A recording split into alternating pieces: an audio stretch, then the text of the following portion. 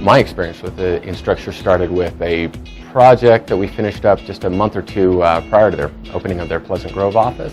It's Instructure Cottonwood Heights. That's their home office. I know they were satisfied with the graphics work we did on their Cottonwood Heights office. So, since Pleasant Grove was soon to follow, they contacted us about that. I think with their Pleasant Grove office, since it was, it was construction for their business, the entire top floor of a new office building. It was completely for their business, and it was kind of a bottom-up construction of a tenant improvement. So they had the entire floor to incorporate graphics throughout.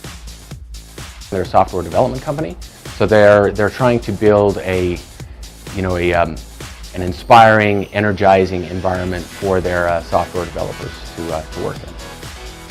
For most of the areas, the size of the graphics, they were about, for each area, for each wall section, they were about 98 inches by 102 inches, something like that.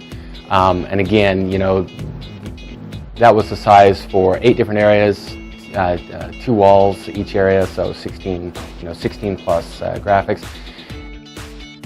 It seems to be the trend in construction right now for architects to design, call them unique workspaces, inspiring workspaces, but really visually exciting workspaces.